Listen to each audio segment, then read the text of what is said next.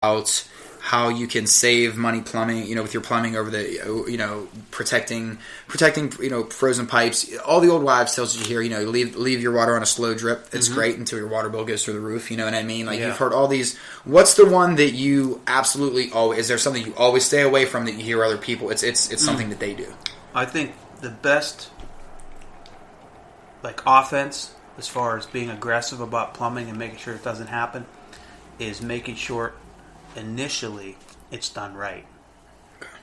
Because that's crucial. If a professional's doing it and they're doing it the right way and the house is designed properly, chances are you're not going to have any frozen pipes. Very few. Like we have newer homes that we manage. We have some new construction that we've managed. We've had some issues with frozen pipes. They tend to be in the garage. Like if it's an integral garage, they tend to be in the garage. But if we look back and I could put a percentage on where we've had most of our problems, it's always older houses, crawl spaces. My own house has this a funky design where my laundry is located. It's not conducive to having plumbing there. Mm-hmm. And there's no heat. And I haven't done my due... It's easy for me to fix it. I could just run some ductwork into the basement right underneath that laundry room, but I haven't. Right. Why? Because I'm lazy. I mean, I don't know. 168 hours. I can afford to do it. It's only going to cost, maybe $300, but who knows?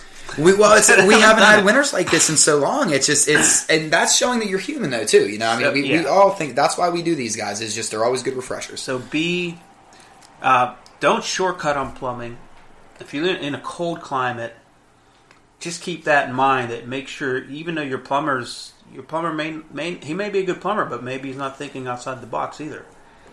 So basically on the older houses, typically they're not really designed well. They're not insulated well. So make sure that your plumbing is run in a way that is going to prevent these issues from happening.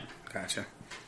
So, I guess that's step one, right? Mm-hmm. Step two would be when you do get some cold days, then one of the things that your tenants can do is typically they open up the doors under their sink and under their, in the kitchen and the bathroom, and put a little space heater there. So it's heating up the P-trap where your wastewater goes, and it's heating up the supply lines. Okay. Because what happens at my house is my supply lines will tend to stay free, so meaning the water will run. But when you do your laundry and then it spins and then all that water comes out that tube, well, that tube tends to freeze. So when the water comes out of the washer and dryer, it has nowhere to go because it's hitting an ice cube. Gotcha. So it spews out all over the floor. Okay. So heating the P-traps, which is your little S-trap underneath sinks, heating that area where your supply lines are with a space heater is a great idea. So that's one thing a tenant can do. Like you said, you can leave water drip or just a really, really steady drip, like drip, drip, drip, drip, not like a really slow drip because it'll end up freezing if it's super slow. Mm-hmm. Like a faint drizzle. Yep, and that'll help. And sometimes maybe even in a basement, if you have a colder basement, you could put a space heater like the one I was telling you about that we just rehabbed. It was a very nice duplex. We had the actual water line coming in froze. Like the water line coming in froze. So what my handyman did is he went over there and he drilled a couple holes in the heat vents downstairs because that's where the furnace is. And they had some heat blowing, happened to be able to blow on that water line, and it actually helped. Okay. So sometimes running some ductwork in the basement, just to keep the basement from freezing, is a way to help that too. Okay. Sometimes it's just the little things, and have you noticed with your properties too, and with anything, it's because you said certain properties are a little bit more problematic than others. You realistically it's trial and error, and you have to figure out because every home is different, every property is different, every structure is different, and there might be a little draft underneath the sink that people don't realize. It could be your kitchen might be the warmest room in the house, but if you have a little draft underneath your sink, doors are typically closed. You don't see that. There you go, frozen pipes in your, So it's. I guess is it. Do you ever take notes on any of your properties over time, or just something that mentally you always kind of keep? It's all in my head. But if you're organized enough, you That's not one of my fortes is organization. But if you can be organized enough to take notes, yeah, you should take notes on every property. This way, the next person moves in or the person who's managing it for you knows what to look for. Gotcha.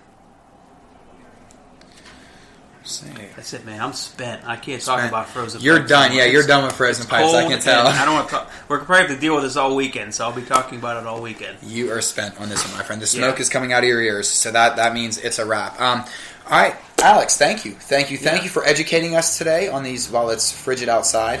We're going to go fight some stormtroopers for, once again, another Star Wars reference for you guys. Listen, make sure you're following us on Twitter at Deacon Hoover. Like us on Facebook, Deacon Hoover Real Estate. Go to dhrea.com. That's where you'll find this podcast, all of our listings, all of our agents. Alex, anything great you'd love to say before we sign off for today? Anything great? Have a great New Year. It is January 5th, so Happy New Year to everybody out there. There you go. Happy New Year, guys, from everyone here at Deacon Hoover Real Estate. And we thank you. We have another episode coming later this week where we get to know Alex Deacon a little bit better. Think Realtor Nation podcast, but we're going to be doing it here with the Deacon. So, guys, from everyone here at Deacon Hoover Real Estate, I am Adam. We thank you, and have a good day.